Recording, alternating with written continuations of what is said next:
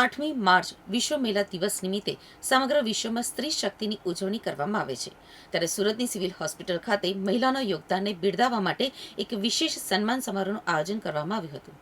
આ કાર્યક્રમમાં વિવિધ ક્ષેત્રે કાર્યરત મહિલાઓનું સન્માન કરી તેમના ઉત્સાહમાં વધારો કરવામાં આવ્યો હતો. આ કાર્યક્રમમાં સુરત પોલીસ કમિશનર અનુપમસિંહ ગેહલોત અને તેમના પત્ની સંધ્યા ગેહલોત ખાસ ઉપસ્થિત રહ્યા હતા.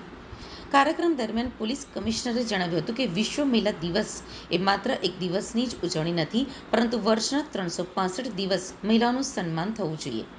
સ્ત્રી ભલે માતા, બહેન, દીકરી કે પત્નીના સ્વરૂપમાં હોય, પણ તેનું સ્થાન સમાજમાં અત્યંત ગૌરવશાળી છે. તેમણે વધુમાં ઉમેર્યું હતું કે ગુજરાત અને ખાસ કરીને આપણું શહેર એટલું સુરક્ષિત છે કે અહીંયા દીકરીઓ રાત્રે 2 વાગ્યે કે વહેલી સવારે 5 વાગ્યે પણ નિડરતાથી બહાર નીકળી શકે છે. આજના આ કાર્યક્રમમાં મહિલા પત્રકારો, તબીબો, સફાઈ કર્મચારીઓ, મહિલા ડ્રાઈવર્સ, આત્મનિર્ભર મહિલાઓનું સન્માન કરવામાં આવ્યું હતું.